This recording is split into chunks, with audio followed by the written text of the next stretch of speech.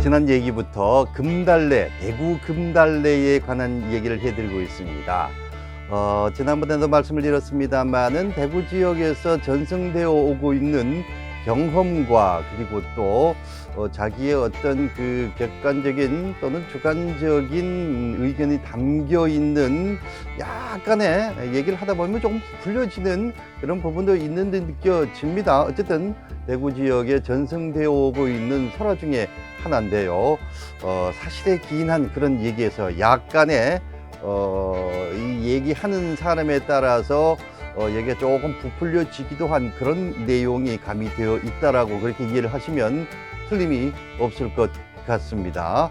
자, 지난 시간에 어디까지 말씀을 드렸습니까? 금달래라는 사람이 왜 금달래가 됐는지, 그리고 또 어떠한 행적을 보여왔는지, 그래서 일단 정신이 나가기 전에, 실상하기 전의 내용까지 여러분께 전해드렸습니다. 그래서 그렇게 아이를 잃고 난 다음에, 그러고 난 다음에는 뭐 온 거리를 막 절규하면서 다녔다라는 그런 경험의 얘기가 전해지고 있습니다. 아이를 잃은 슬픔을 그렇게 표현한 것이 아닌가라는 생각이 든다는 얘기까지 드렸죠. 자, 금달래 하면은요, 앞서서도 말씀을 드렸습니다만은 이 복장이 전통 한국적인 그런 복장을 하고 있습니다. 치마 저고리, 치마도 짧은 치마겠죠. 생활을 할 수 있는 그런 치마 저고리에 검정 고무신에 꼭 이렇게 옷보따리 같은 것을 하나 가지고 있다라고 말씀을 드렸습니다.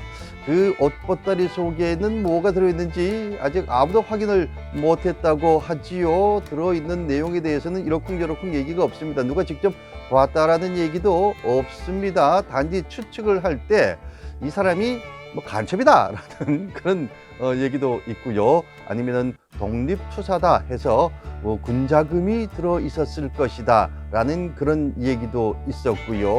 뭐 여러 가지 얘기가 있습니다만은 이 보따리 속에는 뭐가 들어 있었는지 아직 정확하게 이거다 저거다 얘기는 없는 것 같습니다.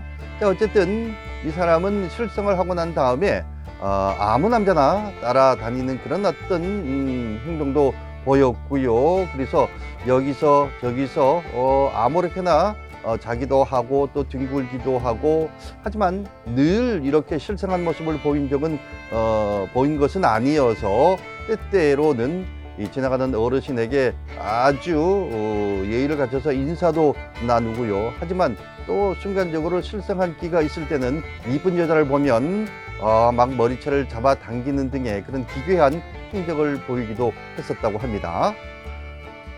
이 금달래가 주로 다니던 곳이 바로 서문시장 일대였다고 하는데, 상인들은 웬만하면 금달래의 얘기를 다 알고 있다는 거죠. 왜 저러고 다니는지도 다들 알고 있었고요. 그러다 보니까 도와주는 사람들도 있었고 그랬답니다.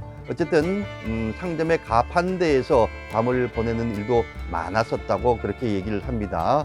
그 이후에 어떻게 이 사람이 그 사람들의 뇌리에서 사라지게 됐는지는 구체적으로 나와 있지는 않습니다만은 유교까지도 봤다는 사람이 있었고요. 그 이후에는 뭐 그야말로 거렁뱅이 같은 그런 상황 아니었겠습니까? 그러다 보니 병도 얻었을 테고 그렇게 병들어서 아마 죽었지 않을까라고 추측을 하고 있습니다.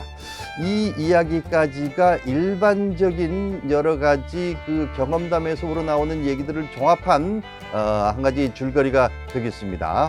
그런데요, 이 대구 금달래의 이야기가 MBC 텔레비전 서프라이즈 TV에 또 공개가 된 적이 있었습니다. 거기서는 또 조금 다르게 얘기를 하고 있습니다.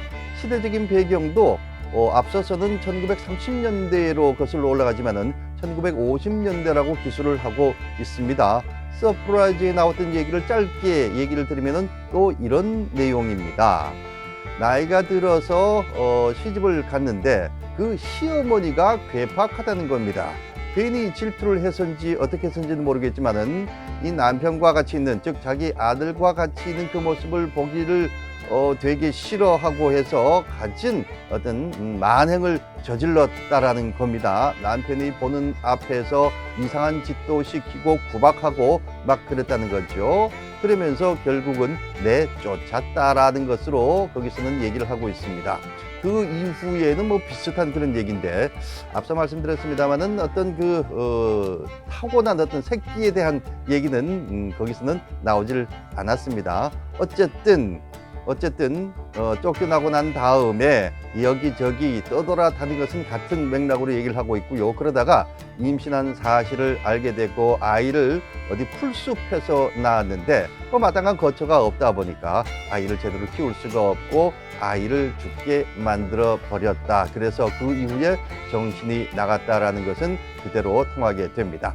하지만 어떤 기괴한 행동이나 이런 것에 대해서는 얘기가 별로 없고요. 그냥 넉나간 그런 어떤 모습이었다라는 것으로 그렇게 이어지고 있습니다. 행동이나 모습은 같은 모습을 보이고 있습니다만은 이 원인이 달랐다는 것이죠. 시어머니의 안 좋은 생각, 질투심이랄까 이런 것으로 인해서 한 여자의 인생을 망가뜨려 버렸다라고 그렇게 여기서는 얘기를 하고 있습니다.